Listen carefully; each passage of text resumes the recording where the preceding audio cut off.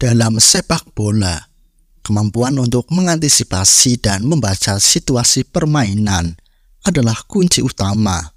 Sayangnya, hal ini seringkali diabaikan oleh banyak pemain. Salah satu pemain yang dianggap menguasai hal tersebut adalah Gianfranco Zola. Dia memiliki kemampuan itu semua.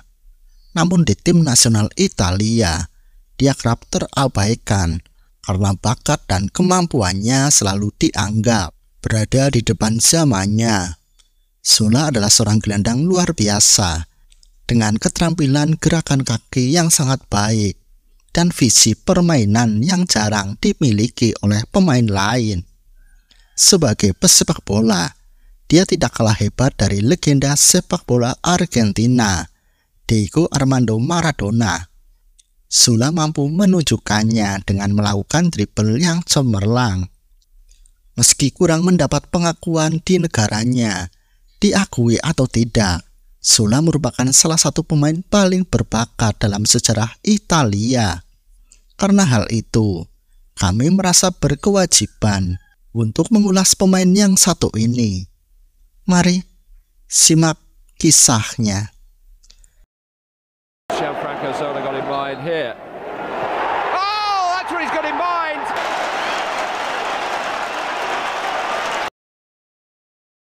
Gianfranco Zola lahir pada tanggal 5 Juli 1966 di kota Oliena, Italia.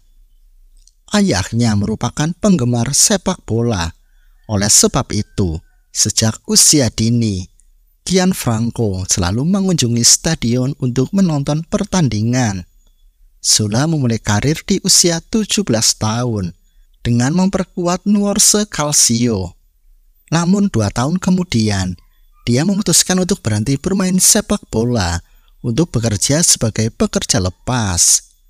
Pada musim panas 1986, dia akhirnya mau kembali ke lapangan untuk menandatangani kontrak dengan Torres di Liga Prancis, di mana ia akan tinggal selama 3 musim di sana dengan torehan 21 gol.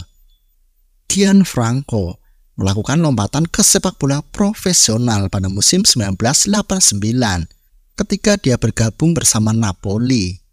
Publik kota Naples sebenarnya sempat meragukan kemampuannya, namun Napoli memutuskan untuk mengambil risiko dan memberinya kesempatan.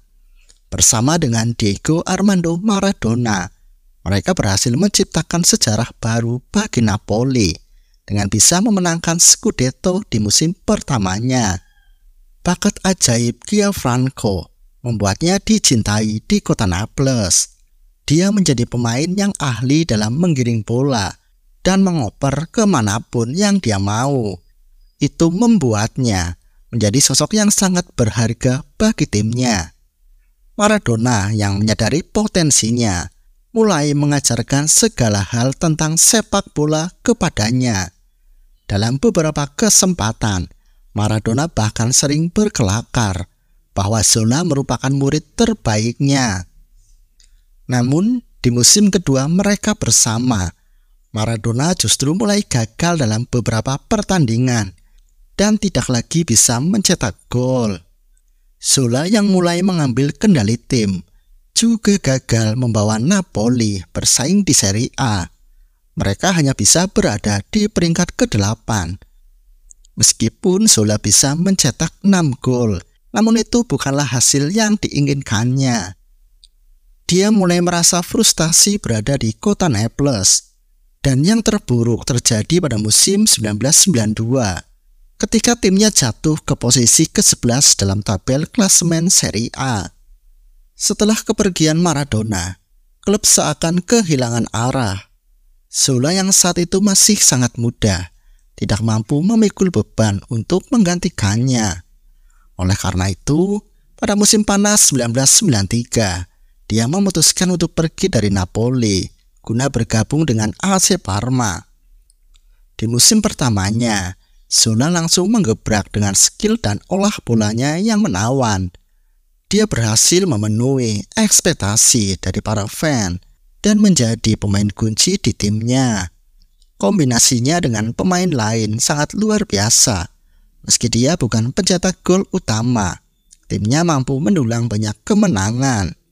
Setelah bermain bagus bersama timnya, Zola berhasil memenuhi impian lainnya untuk bermain di Piala Dunia. Arrigo Sacchi memilihnya untuk melengkapi skuad Azzurri yang akan dibawanya ke Amerika Serikat pada tahun 1994. Di sana bersama dengan Roberto Baggio, Zola memainkan peran yang sangat krusial. Sacchi sangat mempercayainya dan dia berhasil tampil dengan sangat baik sehingga Italia berhasil mencapai partai final. Di final, mereka bertemu dengan Brasil yang diperkuat banyak pemain bintang seperti Romario dan Dunga. Setelah menjalankan pertandingan yang sangat ketat yang berakhir dengan imbang 0-0, semuanya harus diputuskan melalui adu penalti. Sayangnya, Italia tidak beruntung di babak itu. Mereka harus pulang membawa kesedihan. Zola yang menyadari bahwa mimpinya sudah berakhir pun hanya bisa menangis. Piala Dunia di Amerika Serikat merupakan ajang Piala Dunia pertamanya sekaligus terakhirnya. Karena setelah turnamen tersebut, dia tidak pernah lagi dipanggil oleh Azzurri untuk bermain di ajang 4 tahunan tersebut. Setelah gagal membawa negaranya jadi juara, Zola kembali ke Parma untuk memainkan musim keduanya. Musim itu merupakan musim yang sangat baik bagi dirinya. Diperkuat pemain hebat seperti Dino Baggio, Parma berhasil mencapai tempat ketiga di Serie A. Namun yang terbaik bukan itu, karena di tahun 1995, Parma akan memenangkan Piala UEFA yang pertama dalam sejarah klub tersebut. Setelah di 2 pertandingan puncak, mereka berhasil mengalahkan rival domestik mereka, Juventus. Setelah tahun yang luar biasa itu, Zola hanya akan bertahan selama 1 musim lagi bersama Parma. Kedatangan Carlo Ancelotti sebagai manajer baru membuat skema permainan tim berubah, dan Zola tidak menyukai hal itu. Setelah melakukan diskusi dengan Ancelotti, pemain asal Italia itu pun memutuskan untuk meninggalkan tim guna mencari tantangan baru di Liga Inggris. Namun sebelum itu, ia akan terlebih dahulu memperkuat negaranya pada ajang Piala Eropa 1996 di Inggris. Sayangnya, tim Azzurri tidak mampu tampil dengan baik di turnamen tersebut dan tersingkir di babak penyisihan grup. Setelah pengalaman yang menyakitkan itu, Zola segera terbang ke Inggris untuk bergabung dengan Chelsea. Seperti Parma, Chelsea merupakan klub dalam proses pertumbuhan. Meski begitu, Zola tetap menjadi gelandang terampil yang mampu diandalkan. Di Chelsea dia bertemu kembali dengan teman lamanya, Roberto Di Matteo. Di sana dia tinggal selama 6 musim dan menjadi idola baru yang tak terbantahkan. Ia mengemas 80 gol dan banyak di antaranya tercipta dengan cara yang indah, termasuk saat ia berhasil menceploskan bola ke gawang legenda MU, Peter Schmeichel yang bersejarah. Di bawah kendali Ruud Gullit, Chelsea memainkan gaya permainan ofensif yang sangat disukainya. Taktik tersebut pun yang pada akhirnya membawa kejayaan bagi klub tersebut. Baru beberapa bulan membela Chelsea, ia mampu memberikan trofi Piala FA. Kegemilangannya tidak berhenti sampai di situ, karena pada musim berikutnya, Zola akan membawa timnya mengejutkan Eropa. Pada musim 1997, ia menjadi aktor penting kala Chelsea meraih 3 gelar atau triple winner. 3 gelar tersebut adalah UEFA Super Cup dengan bisa menumbangkan Real Madrid, lalu Piala Winner dengan menumbangkan Stuttgart, dan Piala Liga Inggris dengan mengalahkan Middlesbrough. Chelsea kembali meraih gelar di musim berikutnya. Zola kembali membantu klub untuk menaklukkan Aston Villa di final Piala FA. Namun setelah itu pada usia 34 tahun, performanya lambat laun kian menurun. Meski begitu, Zola masih berhasil mencetak 16 gol di musim 2002 untuk membantu Chelsea lolos ke Liga Champions Eropa. Setelah membela Chelsea selama 6 musim dan menyumbangkan deretan trofi bergengsi, tiba saatnya bagi Zola untuk meninggalkan klub tersebut. Pada musim panas 2003, dia kembali ke tempat asalnya untuk bermain dengan Cagliari. Dia tinggal di sana selama 2 musim. Dan selama di sana, dia masih mampu menunjukkan kemampuan terbaiknya. Di usia 40 tahun, Zola masih bisa mencetak 22 gol untuk membantu klubnya promosi ke Serie A.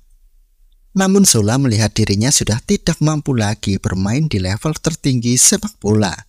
Ia kemudian memutuskan untuk gantung sepatu pada musim panas 2005.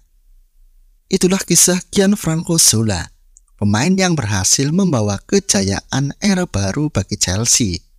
Apa yang Anda ingat dari pemain yang satu ini? Momen apa yang paling berkesan bagi Anda? Tulis pendapat Anda di kolom komentar. Saya Joe dan sampai jumpa di video selanjutnya.